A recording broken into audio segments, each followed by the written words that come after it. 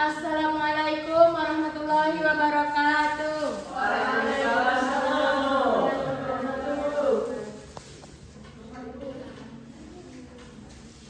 Sebelum memulai pembelajaran hari ini, lebih baik kita memulai dengan membaca doa terlebih dahulu. Kepada ketua, tolong silakan pimpin doanya. Dengan berdoa tadi, semoga pembelajaran kita berjalan dengan lancar. Amin. Apa kabar anak-anak semua? Ada yang tidak hadir hari ini? Siapa? Apa kabarnya? Semoga teman anda yang sakit minggu depan bisa hadir dalam pembelajaran kita. Amin. Mas, apa anda masih ingat materi kita sebelumnya? Iya, Islam masuk Indonesia. Dan hari ini kita akan membahas mengenai Al-Quran adalah wahyu Allah. Jadi tujuan pembelajaran kita hari ini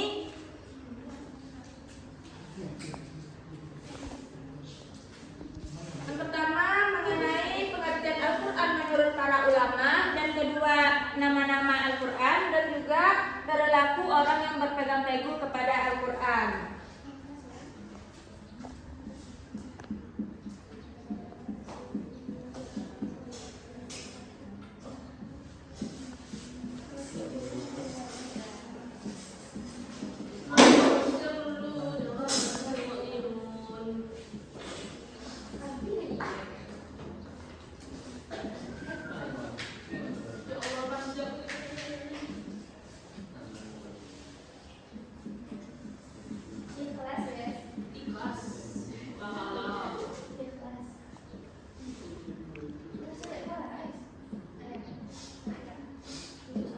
Nah, sebelumnya Ibu mau bertanya, apa Anda tahu apa saja mengenai Al-Quran?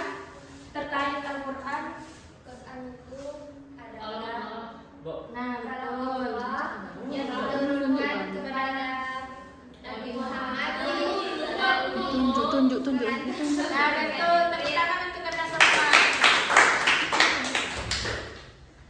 Nah, jadi Al-Quran ini adalah kalam Allah yang diturunkan kepada Nabi Muhammad melalui perantara malaikat Jibril secara mutawatir. Nah, Al-Quran ini juga diawali dari Quran surat Al-Fatihah dan diakhiri dengan Quran surat An-Nas. Nah,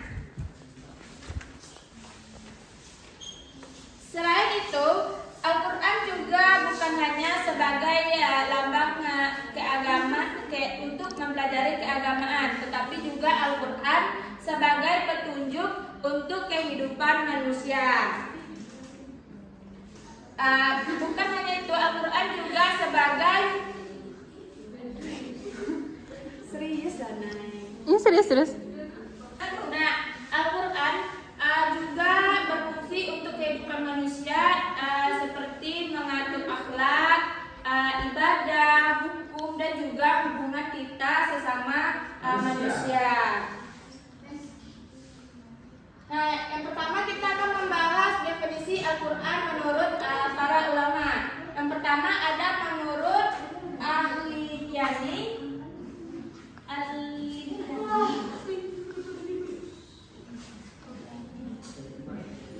Nah, Al-Quran menurut ahli ini merupakan firman Allah yang dibaca dan ditulis. Yang mana di sini mengatakan bahwa Al-Quran menurut ahli firman Allah yang dibaca dan ditulis serta tidak diciptakan.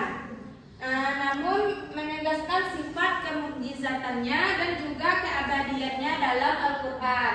Yang kedua ada menurut Al-Asy'ari.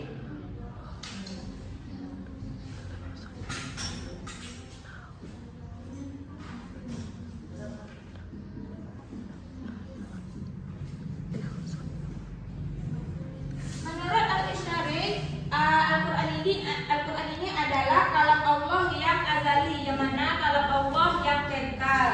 Jadi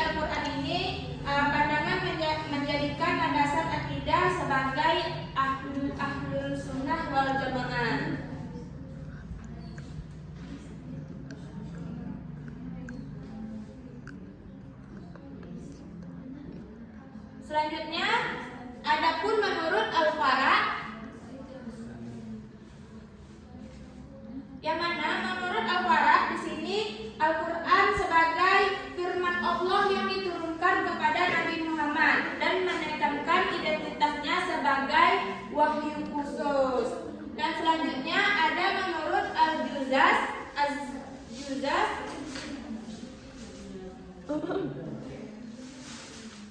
Al-Juzaz ini merupakan kumpulan ayat-ayat yang saling berkaitan dan menjelaskan satu sama lain dan juga menunjukkan kesesuaian dan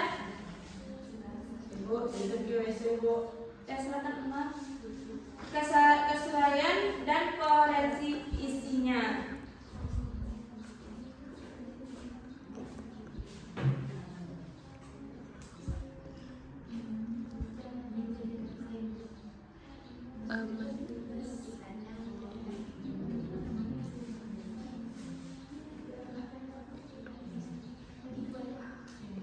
Dan selanjutnya Al-Quran menurut Syafi'i. Syafi'i ini merupakan kitab suci yang diturunkan sebagai mukjizat kepada Nabi Muhammad dengan menegaskan fungsi sebagai kenabiannya.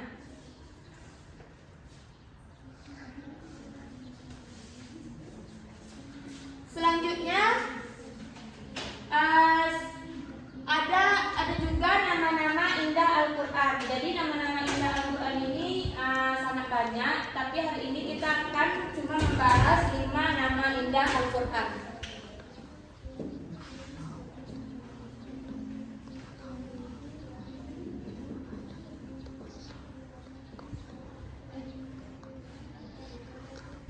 Nah, yang pertama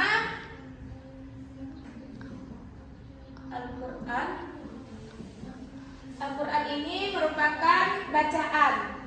Jadi nama utama yang berasal dari Al-Quran ini juga bacaan yang menekankan kewajiban membaca sebagai sumber ibadah. Yang kedua, Alkitab, yang mana Alkitab ini menegaskan bahwa Al-Quran adalah kitab yang dibukukan, yang terjaga keasliannya dan menjadi rujukan utama bagi umat muslim.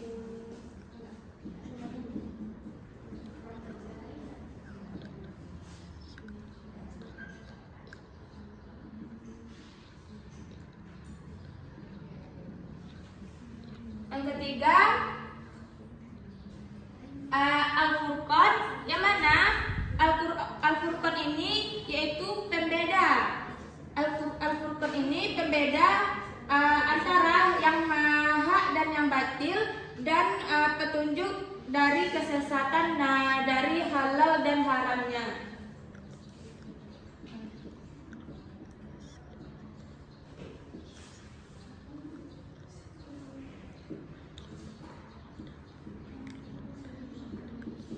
Selanjutnya Az-Zikir,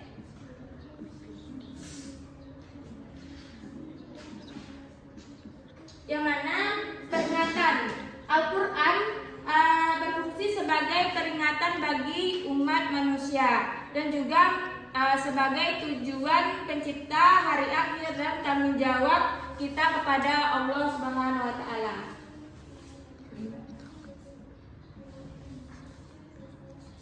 Dan yang terakhir ada At-Tanzil, yang mana At-Tanzil ini menegaskan bahwa Al-Quran diturunkan langsung dari Allah melalui malaikat Jibril kepada Nabi Muhammad. Selanjutnya kita masuk ke perilaku orang yang berpegang teguh kepada Al-Quran.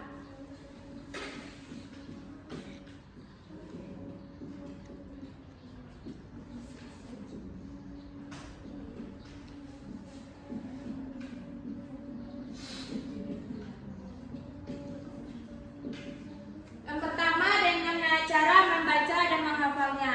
Kita sebagai umat muslim harus membaca dan menghafalkan ayat-ayat Al-Quran agar kita selamat dunia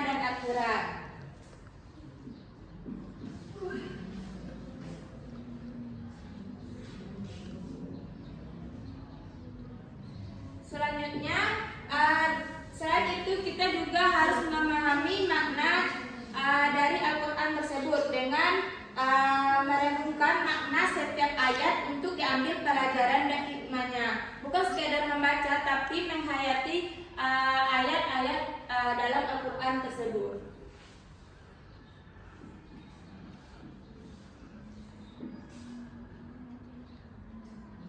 Nah, yang ketiga, mengamalkannya dalam kehidupan sehari-hari. Al-Quran sebagai pedoman hidup harus kita amalkan dalam kehidupan sehari-hari, baik itu dari akhlak, ibadah, dan juga hubungan kita antar sesama.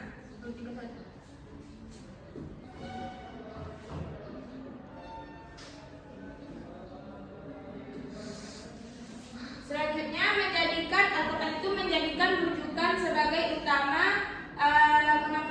mengembalikan segala persoalan kepada Al-Quran dan Sunnah sebagai hukum dan panduan tertinggi umat Islam. Dan juga selanjutnya mendakwakannya, menyebarkan ajaran Al-Quran kepada orang lain dengan hikmah dan ucapan baik sebagai amanah yang harus dijaga. Jadi sekian materi kita pada hari ini. Ibu akan melakukan evaluasi kepada siswa. Ibu akan memberikan soal dan Anda semua tolong menjawab soal ini dan nanti dikumpulkan kembali kepada Ibu. Ibu kasih waktu selama 2 menit. Satu-satu Bu.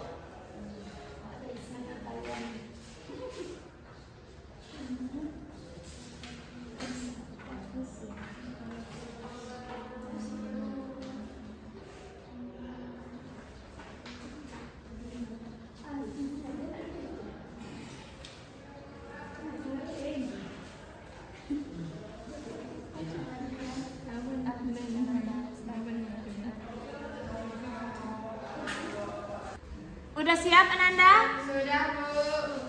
Sekarang mari kumpulkan.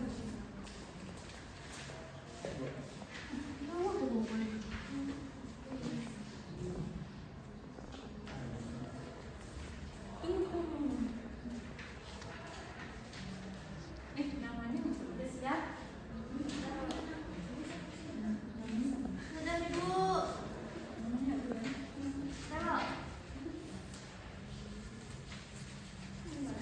Nah, mari kita bahas bersama-sama ya. Ya, Bu. Soal yang pertama, pengertian Al-Quran secara bahasa menurut Ahliyani adalah Baca yang dibaca. Nah, betul. Betul semua ya. Soal kedua, menurut Imam Syafi'i, Al-Quran disebut juga dengan A. Kata turunan dari bahasa Arab. Betul. Tangan kita semua. Berarti Ananda sudah memahami pembelajaran kita hari ini. Sekian dari Ibu ucapkan Assalamualaikum warahmatullahi wabarakatuh. Waalaikumsalam.